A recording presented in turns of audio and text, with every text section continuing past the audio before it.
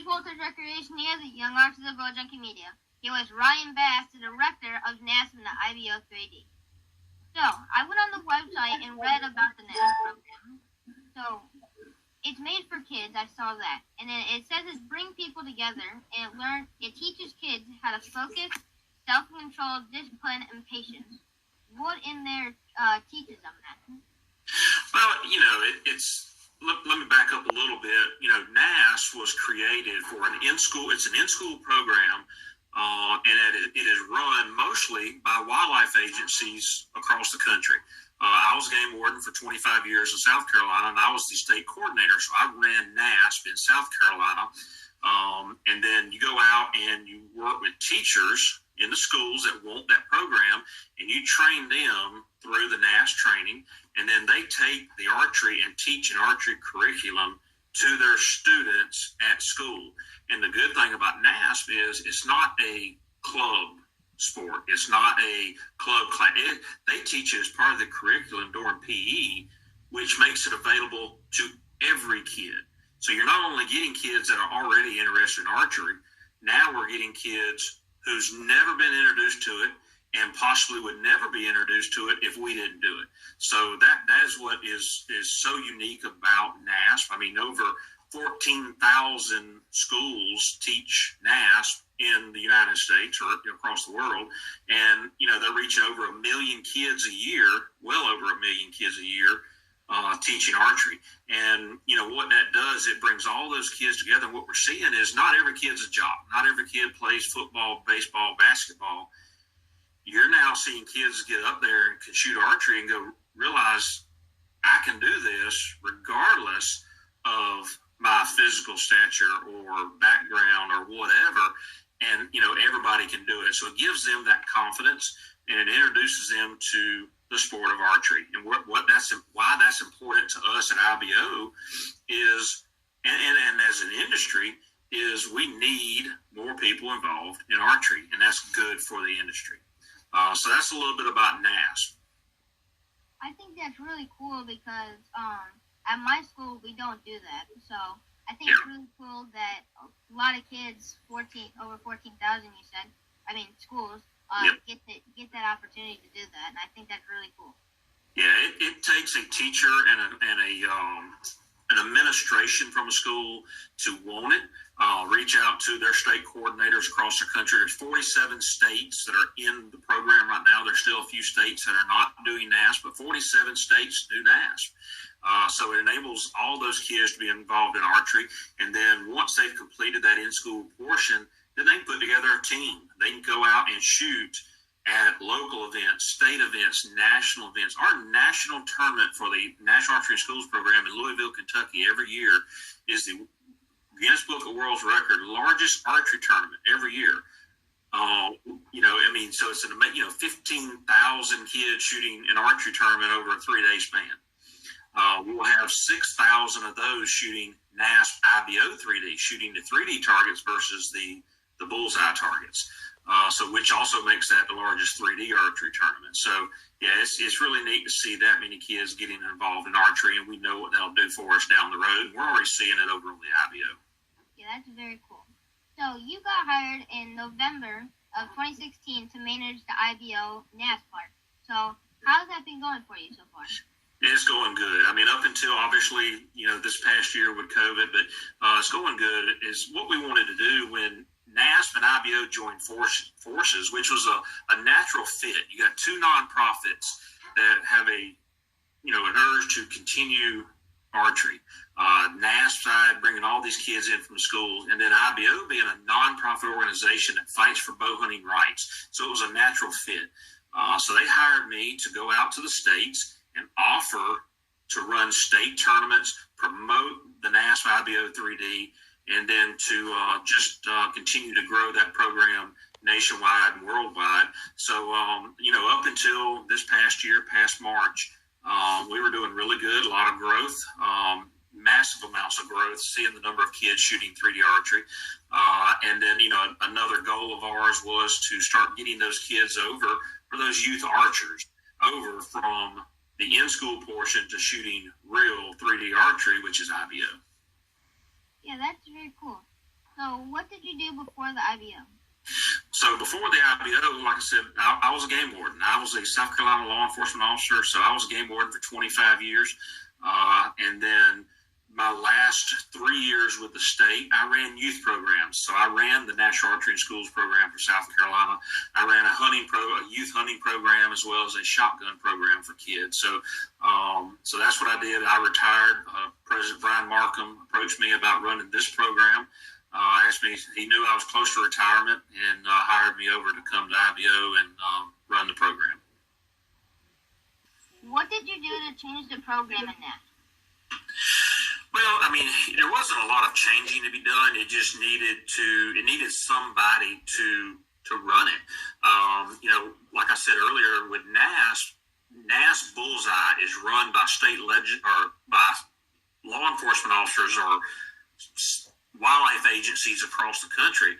Well, those people that are running NASP in every state, they already wear so many hats. Well, then they come out with this NASP IBO 3D and present it to the states. Well, those guys and girls are sitting there going, yeah, sure, let me do one more program. They're already so busy.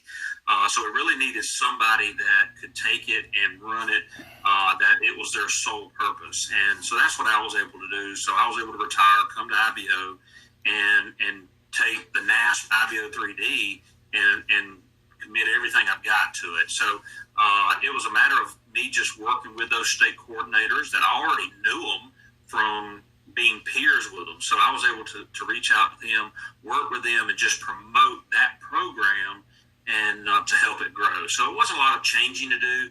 It just needed somebody to give it, the full attention. So, and it's worked very well. Okay. So what are your plans, or what goals do you have for the future of the NASP and IBO program? Well, we need to continue to grow it, get back from COVID. Once we go through this and get back to what is our new normal, it'll pick back up where it left off. The people are there. The kids want to shoot.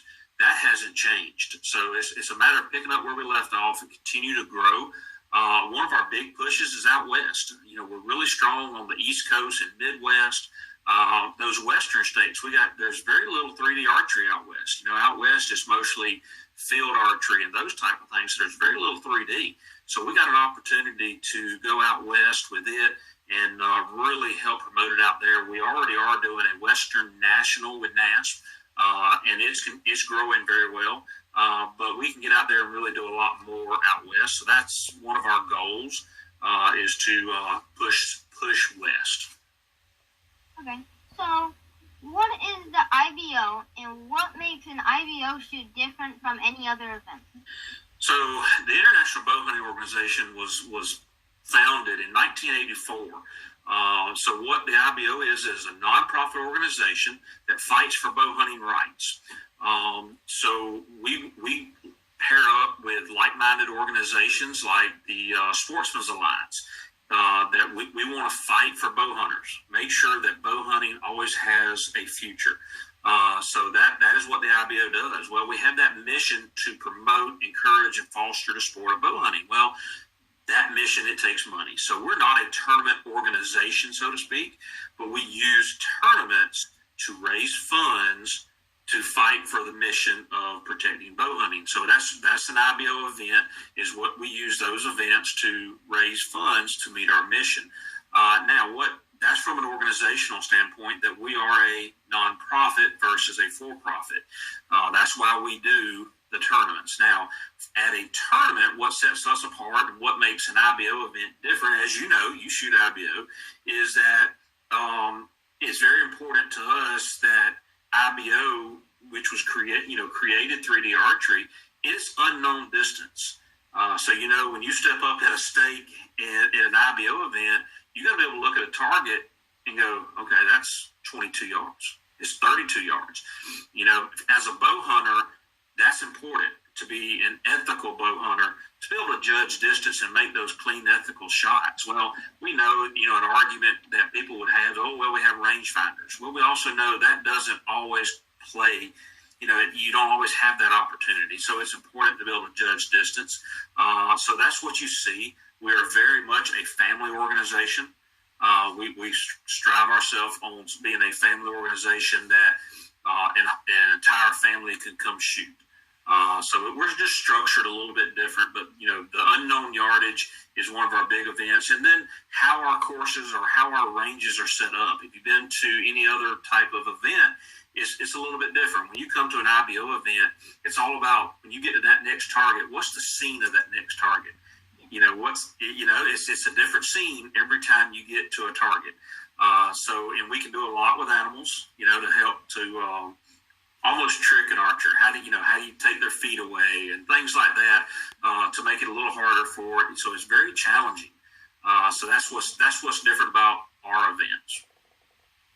So in IBO, for me, I don't know if this will help any other kids, but I really like the unknown distance because it makes it so I don't have any pressure on myself. So when I shoot ASA, I think I have to shoot perfect because I know the distance.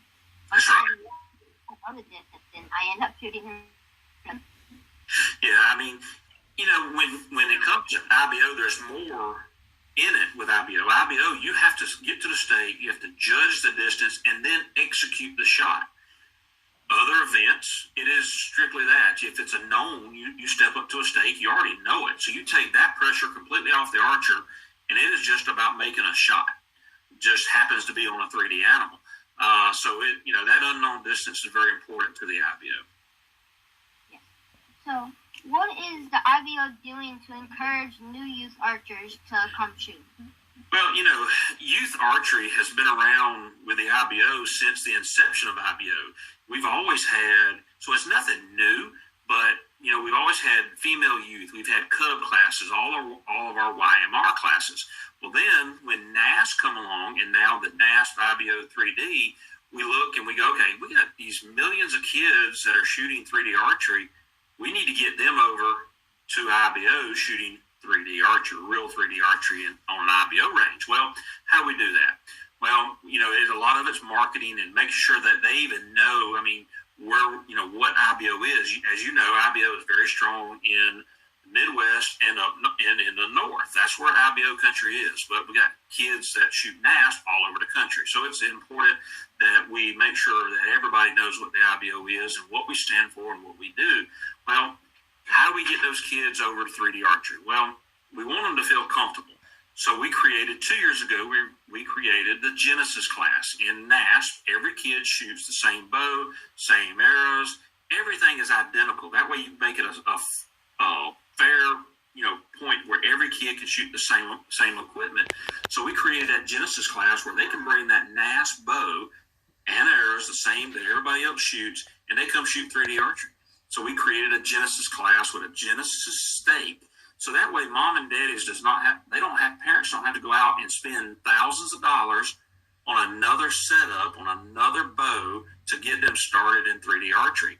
So what that does, it gets them in the woods with cub classes, YMRs, even the pros. It gets them out in the same woods as everybody else and gets them introduced to 3D archery.